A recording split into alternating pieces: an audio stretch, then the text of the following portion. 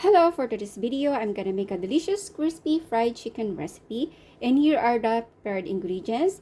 Here I prepared washed chicken parts, 2 eggs, a tablespoon of salt, garlic, and onion powder, a half teaspoon of black pepper powder, teaspoon of paprika powder, a piece of squeezed lemon juice, corn flour, and flour. Let's get started. And now let's marinate our chicken. But first, let's have a slice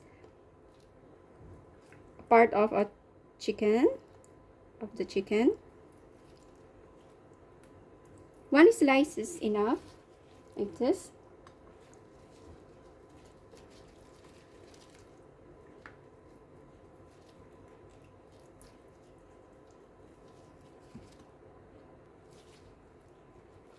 And done slicing all our chicken parts, and let's add our seasonings.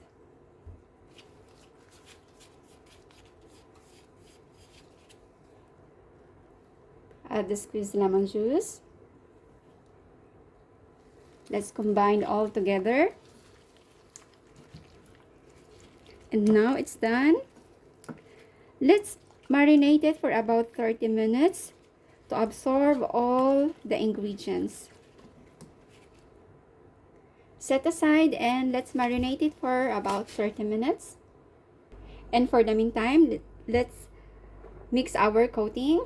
Let's put the corn flour, the flour,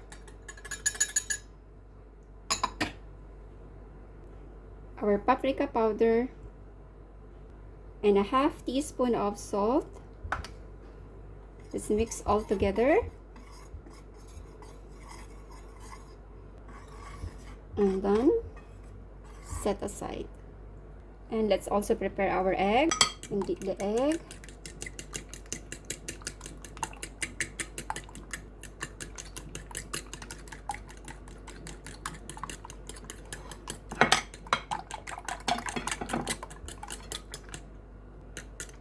And done.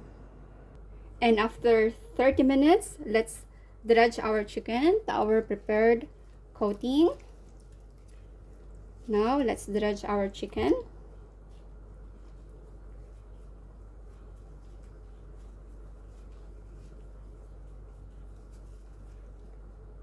And put on our prepared egg. And then dredge again. Be sure to coat all the parts of our chicken to have a crispy fried chicken. And let's put it on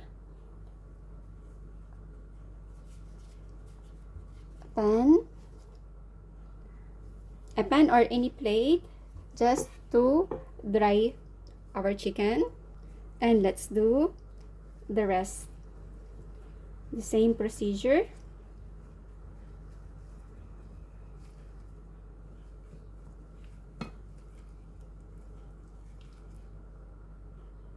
Put it back again. And done. Let's put them on our pan. And let's leave it for 5 minutes to make it a little bit dry. Set aside. And for the meantime, let's heat our oil. Put enough oil.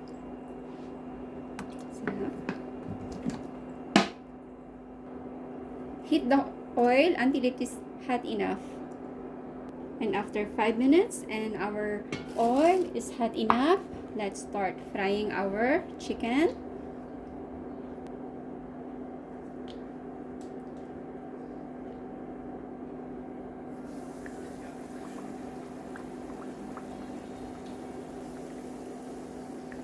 Let's fry until they become golden brown.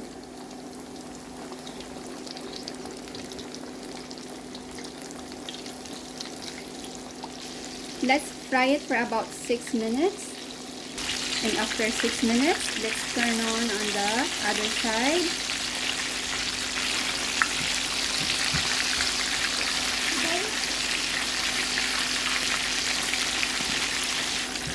And fry it again for another 6 minutes. And after 6 minutes, let's remove from the frying pan and put it in the drying paper.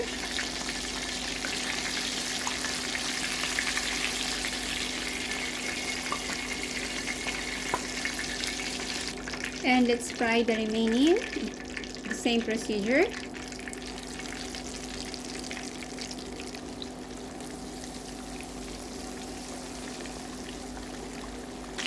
And after 6 minutes, let's remove the remaining fried chicken.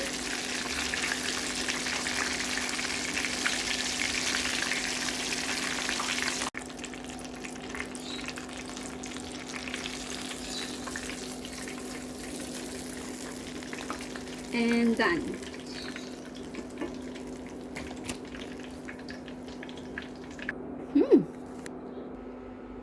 And our delicious crispy fried chicken is ready to serve.